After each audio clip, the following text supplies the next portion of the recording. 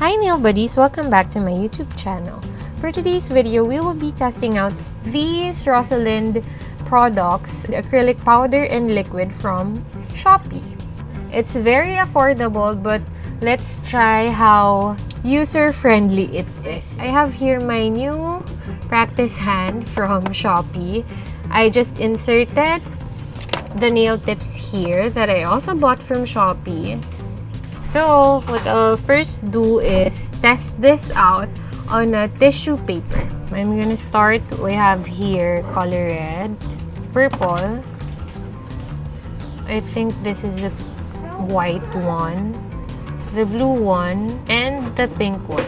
So, meron lang ako ditong regular shot glass, a tissue, and yung practice hand. Later na natin gamitin yung practice hand.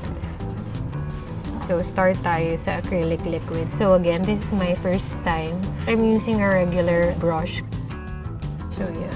Let's open it. Oh, ang hirap. So, don't try this. Just smell it. So, this is super strong yung smell niya. As in, mas strong siya sa acetone. So, there. So, wag niyo akong gayahin. Don't smell it. Try lang natin. Yung mga napanood ko sa videos, ganyan lang yung ano.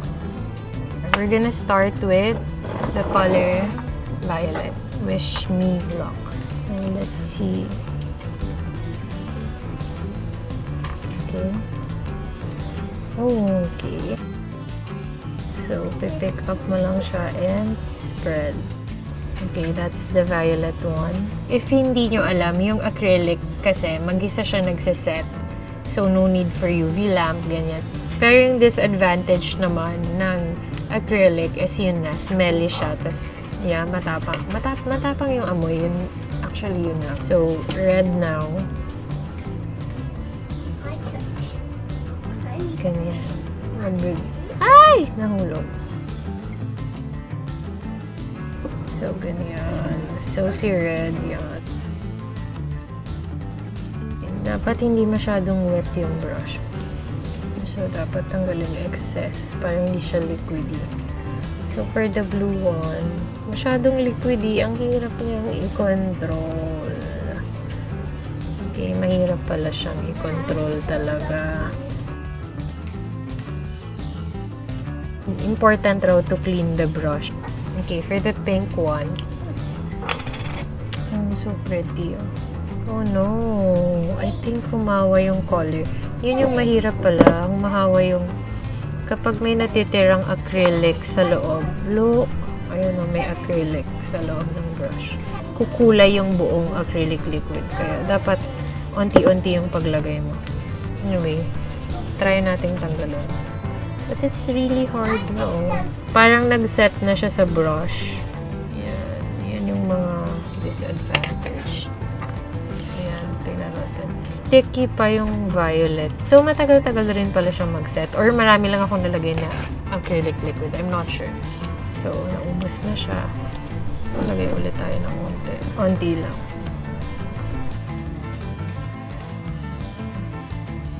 Okay. Parang ito super light pink lang. Can you see it?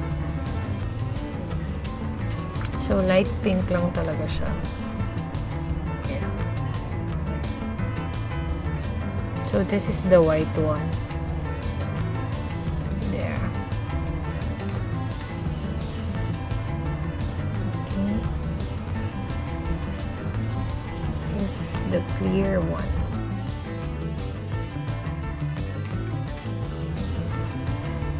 There. Yeah, it's really clear. That's good. Sa mga napanood kong vlogs, it's really important na after you use it, you clean it. You clean your brush daw. I mean, in every color that you use. So, yan. Para hindi mag-stick dito yung kaninang nangyari. So, itong violet, nag-set na siya. As in, rock solid na siya. But itong red, gummy pa yung texture niya. As in, parang, oh, see? Hindi pa siya nagsiset kahit na like 7 minutes na yata.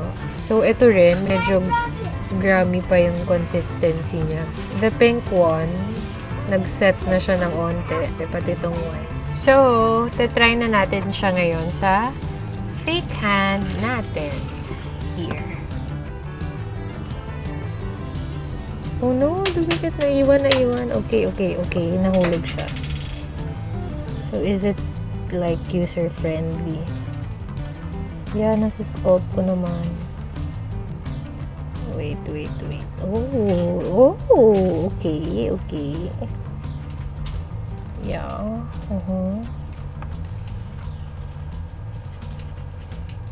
So, actually, so far, so good. Feeling expert. Pero yeah, okay naman siya, no? Yung unang, ito yung first try. So, okay siya. A little bit ulit. Oh my gosh, ang kapal! Oh my God! So, very runny. Dapat talaga onti lang yung acrylic liquid. Pero again, kung beginner ka, ang hirap naman kontrolin, di ba? So, yan. Hindi ko siya na-shape, unfortunately. Try natin siya ulit. Ang runny. Runny nga siya, pero I think hindi ko alam kung paano nila nagagawa yun na hindi didikit. Oh. Ang hirap po. Ang hirap niya. So, I really think it's not gonna be a one-time thing na first time mo gamitin and then gets mo na agad. So, like, it's my 4th dip already. It's really hard.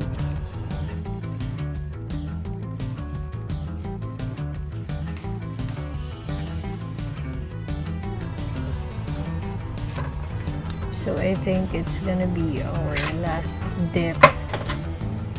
Ito na yung kumbaga finished product.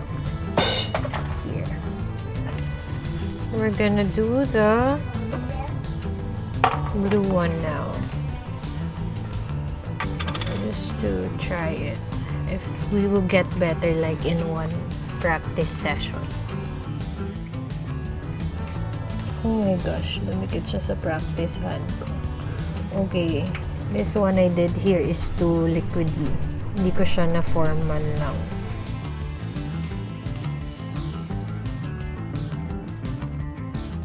Hindi siya nagiging bead kasi nga marami nang nakastick na acrylic powder sa brush. Yun yung sabi sa napanood ko. Dahil hindi ka pa expert. May matitira at matitira pa rin powder sa brush. I think this is too much. Hindi talaga siya nagiging bead. I think I'm ruining it. Buti na lang sa practice hand. Din ko tinry. Here. Oh no! Oh no! Ditong bead naman, masyado akong maraming nakuha. Naiwan yung bead sa mismong powder. Imagine yung isang malaking bead na cover up yung isang nail. So, mali rin yun. So, tingnan natin yung pink. Okay. Hindi talaga siya nagiging pink. This is just a light, very light pink pala. Like almost clear pink. Natin si red, last one na to. Apparently, this is not for me. Okay. Parang naging nail polish siya. Naging nail polish siya. It's really, really hard. Ang hirap nito as in. Parang it'll take months before you perfect applying acrylics. Yung as in nakikita nyo sa TikTok, sa YouTube, ganyan. Totoo pala yung sinasabi na really need to practice. Feel ko worth it siya sa mga nagni-nail business nga kasi ito yung uso, ganyan. Ito yung mas matibay na form. I don't know for me. Sobrang tigas niya. Parang semento. Semento levels. Wow. Try natin yung clear ilagay sa purple. If hindi malinis yung brush mo, magko-color siya sa acrylic liquid. So, kapag kunyari white yung nilagay nyo or clear, it won't be the same color na originally dapat yun yung color gets nyo. Para magsistain siya. Okay. Ayan, nakagawa ko ng bead. Oh my gosh. So, ganun siya dapat originally. Oh my gosh, ang hirap pa rin. Parang hindi naman siya naging clear. Naging pinkish. No? I think. Is it because of my ano? So, yan. Ayun, ang galing ko.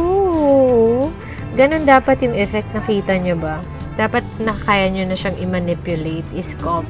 Yun yung proper way. Let's look at our creation. It's warm pala, guys. Baka magulat kayo na if you tried this on your own hand, magulat kayo na sobrang init. Ganun talaga siya. Kumbaga, nagsiset siya. So, hindi siya pwede sa mga maninipis yung nails.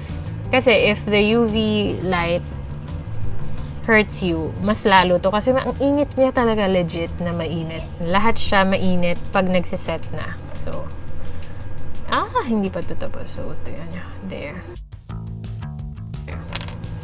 So, tanggalin na natin siya. Yun yung maganda kapag may practice hand ka. Sobrang dali lang tanggalin if you want a new design, ganyan. Kasi nga, nagpa-practice ka pa lang. I won't file it anymore. This is just a practice session para you have an idea what will happen if it's your first time to try acrylic nails. So yeah, it's not easy and you really need a lot of time practicing. Thanks for watching, guys. Please don't forget to like, subscribe, and comment down below if you want me to try other nail designs or other nail products. Bye!